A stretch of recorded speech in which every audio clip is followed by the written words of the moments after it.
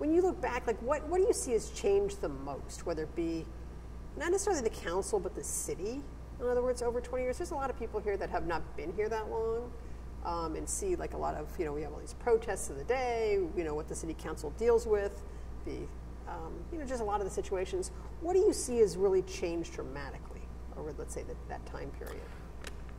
Well, I think, if you look externally, I mean, we've had a lot of population growth. We've had a lot of people, issues that have been exacerbated by that in terms of affordable housing, stuff like that. But if I were to say, and I talked about this a little bit, in the city council itself, things have gotten, the public discourse is really disintegrated, in my opinion. People are disruptive at our meetings. I don't have to tell you, but people are rude, disruptive, and that results, I believe, in fewer people coming to give their point of view because they're afraid they're going to be shouted down. They're afraid they're going to be, they're afraid they're going to be injured. For God forbid, they see. Right, we've seen what's goes on, like literally at the doors to City Hall. Yeah, exactly. So I think we have a lot fewer real people that participate in government, at least via testifying or getting involved, and that's really disappointing. I mean, it's a concern to me. Is that different than it was 20 years ago? Oh yeah. Who would come to testify? Yeah, I mean, you've covered our meetings recently. We have 3 people that testify on everything. But look back. I know this. Look back 20 years. What was it like then? I mean, what would? It was much more participatory. We had many more people come to council and express their opinions, particularly on controversial issues. But I think many people now are just afraid to show up. And so as a result, we hear the same 3 people over and over and over again. And it's really a concern to me. What, when you look back, I mean, would you have said that, you would expect at this point that you would decide to move on? Or do you think if it was different that you would stay longer? Well, that's not the issue that's making me leave, although it's a factor. Just the things that have become so much more disruly and discourteous. I really think that I sort of ran on issues around helping children and families, protecting the environment, reducing the cost of government, and I think I've got a pretty good list of accomplishments in all 3 of those categories. And I saw Matt had sent me a list of some different things, which I'm sure you addressed here, but I thought it was interesting on there about like the timbers and the tram. Yeah. Go back a little bit. In other words, what happened in those? Those were controversial. I mean, in terms of, like you said, you were saying a decisive vote. I said, well, that's interesting when I saw that. Yeah, the tram was real controversial. People were up in arms about it, the cost and just the whole idea of it. And I was up for re-election, 2 months away from a re-election, and I voted for it. No regrets, but most people thought, wow, you don't do that if you're in a tough re-election race, which I wasn't. Why, in other words, why did you decide to to vote for it?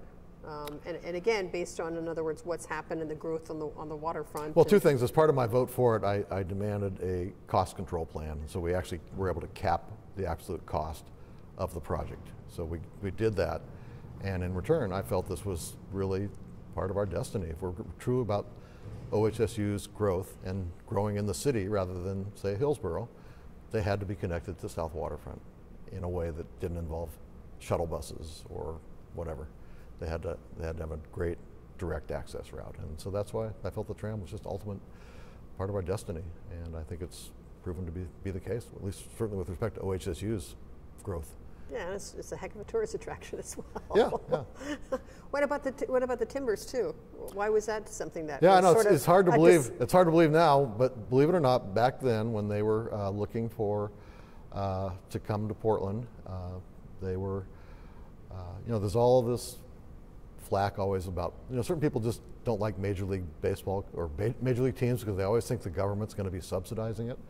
And sure, we cut a deal with the Timbers. We own Providence Park, and we cut a deal, but it didn't involve any urban renewal dollars. I specifically made that clear. I offered an amendment to say no urban renewal. But my colleagues, or at least 2 of them, were so convinced this was just the devil in the details that they voted against it.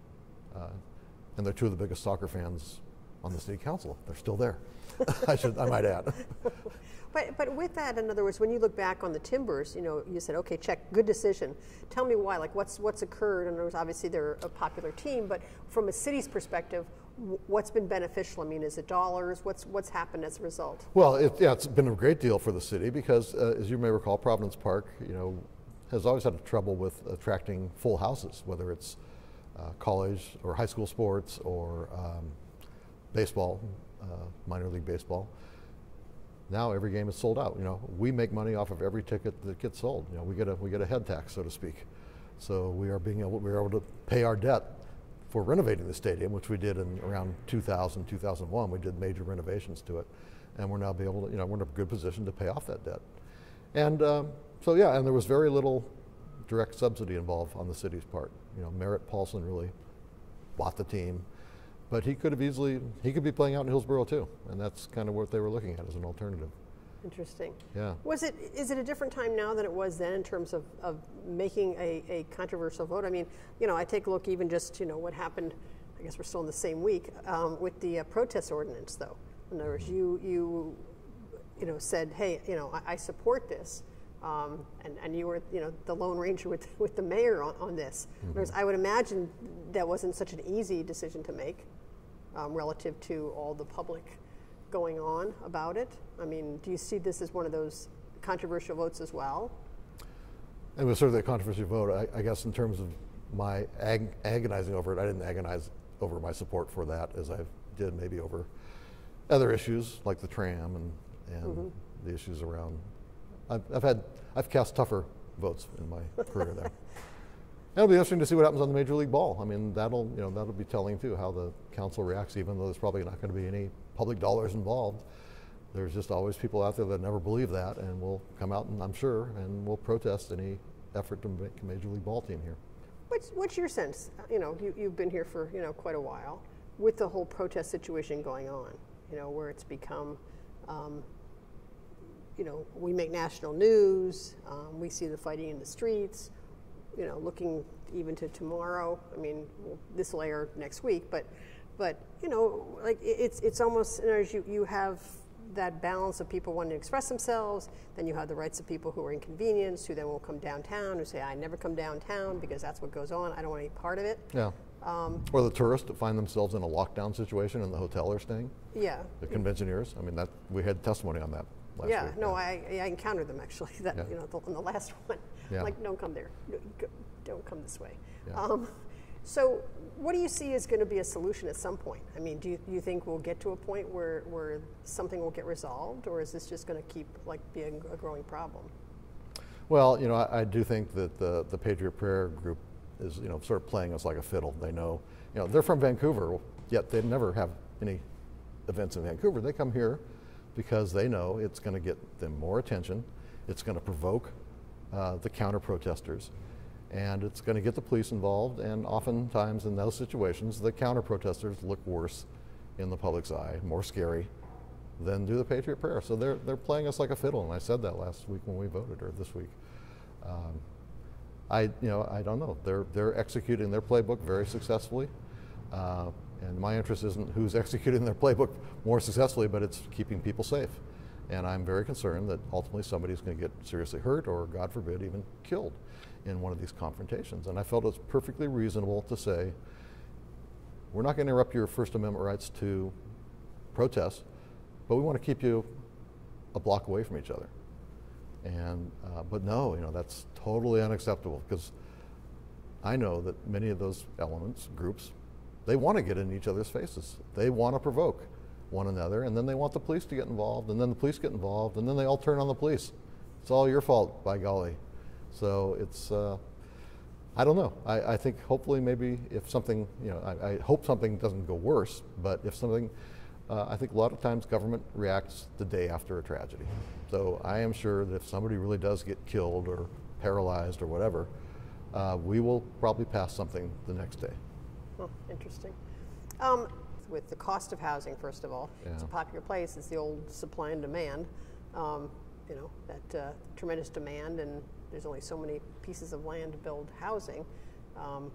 and I don't know if you really can say it's affordable, but in terms of housing that people can actually, you know, pay for. Well, we did, the city passed a housing bond 2 years ago. Metro voters just passed a housing bond. So, I mean, that's going to help, but you know, one of the things, not to tout my own horn, but one of the things that I led to successful adoption was the inclusionary housing policy, which requires all new residential development must contain 10 or 20% affordable units.